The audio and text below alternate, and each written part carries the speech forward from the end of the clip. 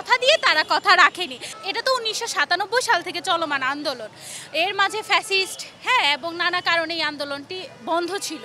এখন যখন 24-এ আমরা আবার স্বাধীনতা পাই, আমরা আবার এই আন্দোলন নিয়ে ভাবতে শুরু করি বা এই আন্দোলন নিয়ে আমরা কাজ করতে শুরু করি।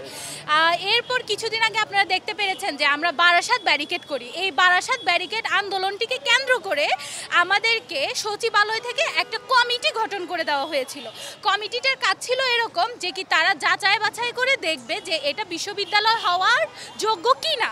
কিন্তু কমিটি কাগজে কলমে গঠিত হলেও তারা সশরীরে এসে ক্যাম্পাসে তাদের কোনো প্রকার কার্যক্রম করেনি এবং তারা আমাদের সাথে মানে বিশ্বাসঘাতকতা করেছে, কথা দিয়ে তারা কথা রাখেনি।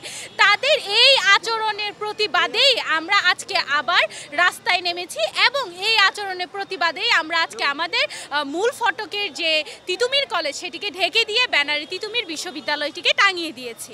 আর আমাদের 9 তারিখে আরেকটি প্রেস ব্রিফিং আছে, সেখানে আমরা সরাসরি আমাদের সকল প্রকার যে কর্মসূচি পরবর্তী সময়ে সেগুলো সব জানিয়ে দেওয়া হবে। আন্দোলনটার আগে হচ্ছে সেলফ স্যাটিসফ্যাকশন, যেটা ওইটা মেন। তো আমরা আমাদের সেলফ স্যাটিসফ্যাকশনের জন্য টানিয়েছি এবং আমাদের মধ্যে যাতে আরও মানে উত্তেজনাটা বাড়ে, দ্যাটস ওয়াই আমরা যাতে আরও এখান থেকে আগ্রহী হতে পারি, এই জন্য আর কি লাগানো। তো যেহেতু আমি এখানকার স্টুডেন্ট, অবশ্যই আমার ভালোই লাগবে। যৌক্তিকতাটা আমরা এটার অনেক যৌক্তিকতা আমরা দেখিয়েছি। আমাদের এখানে যতটুকু এরিয়া নিয়ে আমাদের কলেজটা, এখানে অনেক বিশ্ববিদ্যালয় আছে যেটা এতটুকু না। প্লাস হচ্ছে আমাদের অনেকগুলো বাস আছে, আমাদের নিজস্ব ক্যাম্পাস আছে, তো আমাদের অনেকগুলো ডিপার্টমেন্ট আছে এবং আমাদের যে স্টুডেন্ট, তো স্টুডেন্টের সংখ্যা অনুযায়ী আমাদের এই যে আমাদের আন্দোলনটা আমরা যৌক্তিক মনে করতেছি, এর জন্যই আমরা আন্দোলনটা আর কি করতেছি। এখন আমাদের প্রত্যাশা থাকবে সরকার আমাদের খুব দ্রুতই আমাদের বিষয়টির যৌক্তিকতা বুঝে খুব দ্রুতই আমাদের কাজটা শেষ করে দিবেন।